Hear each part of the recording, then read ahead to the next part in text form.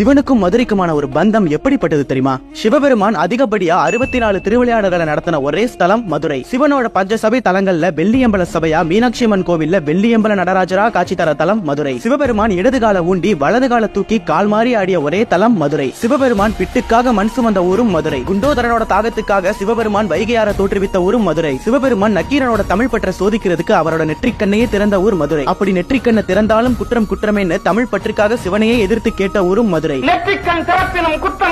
நகருக்குள்ள சுந்தரேஸ்வரராகவும் நகருக்கு எல்லையில சதுரகிரி சுந்தர மகாலிங்கமாகவும் சிவன் காட்சி தர ஊரும் மதுரை. அதனாலதான் மதுரைக்கு சுந்தரேசபுரின்ற ஒரு பேரும் இருக்கு. சிவனோட பஞ்சபூத ஸ்தலங்கள் கேள்விப்பட்டிருப்பீங்க. ஆனா மதுரையிலேயே சிவனுக்கு ஒரு தனி பஞ்சபூத ஸ்தலங்கள் இருக்கிறது தெரியுமா? நீருக்கு செல்லூர் திருவாப்புடையார் கோவில், ஆகாயத்துக்கு சிம்மக்கல் ஆதி சொக்கநாதர் கோவில், நிலத்துக்கு இன்மையில் நன்மை தருவார் கோவில், நெருப்புக்கு திருவாலவாயர் கோவில், காற்றுக்கு தெப்பக்குள முக்தீஸ்வரர் கோவில்னு மதுரையிலேயே சிவனுக்கு பஞ்சபூத தலங்களும் இருக்கு. இது போக திருப்பரங்குன்ற மலை உச்சியில வட்டாத சுனையோட காட்சி தர காசி விஸ்வநாதர், மாணிக்கவாசகர் பிறந்த